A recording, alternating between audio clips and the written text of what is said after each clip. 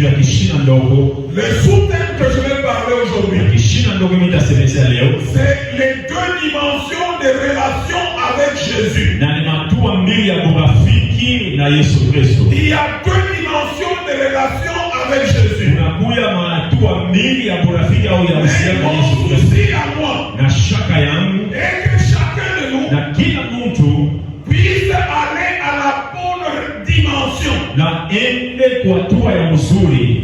Et comme texte de base, Na kama usome Ukristo, nous sommes toujours dans l'évangile de Jésus, na tunakuwa mpaka injili ya Yesu, selon Jean, Jean chapitre 15. Mais cette fois-ci, nous lirons du 12e au 17e verset. na hapa tutasoma Jean chapitre 15 verset 12 au 17e. 5 versets seulement, facile à retenir. J'aimerais vous donner un conseil. Napenda nipatie shauri. Quand vous lisez votre Bible, Wakati mko nasoma Biblia yenu,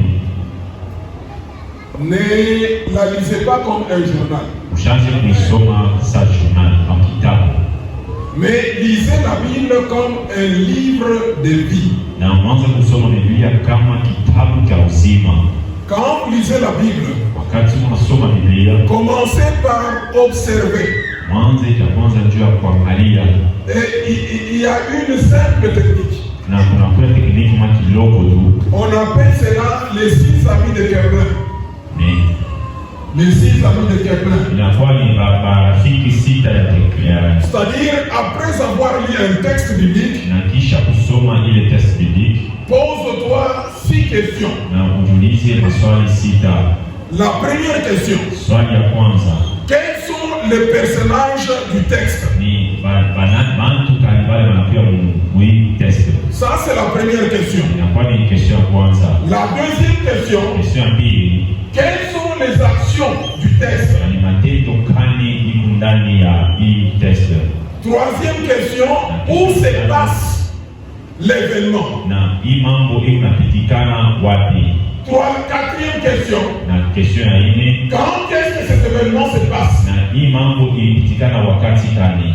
Et puis viennent les deux dernières questions, Na kuya hii ma question mbili ya mwisho, c'est le comment et le pourquoi. na ni juu ya nini na Juu ya nini na namna gani? namna gani.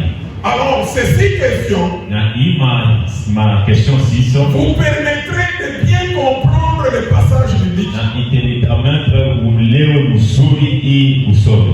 La faiblesse de l'Église, Sema udhaifu kwa kanisa, et surtout l'Église au Congo, na mara mingi kanisa ya Kongo on n'aime pas comprendre la parole de Dieu. hatupendake kuelewa sauti ya Mungu, Nous sommes restés dans le slogan. na tunabakia tu mpaka kusoma tu bure. Non, slogan. Mobutu Lukaku soir. Slogan.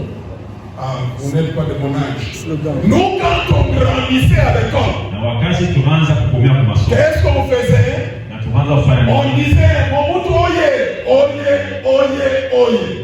Mobutu Lukaku, soit. Il est vivant, il est ressuscité. C'est qui? Jésus.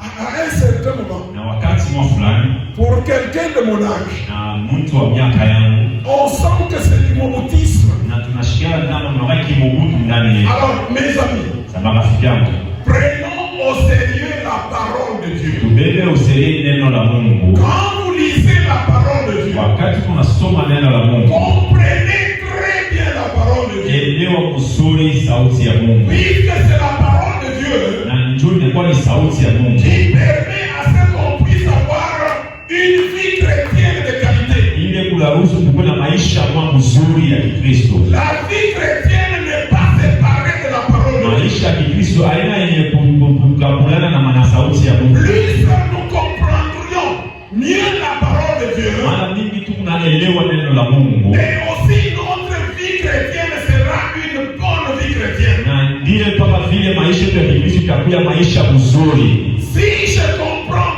mal la parole de Dieu, Kama mimi naelewa mubaya sauti ya Mungu, je vais mal l'interpréter na mimi nitafsiria mubaya, et je vais mal l'appliquer. na mimi nitaifanya mubaya.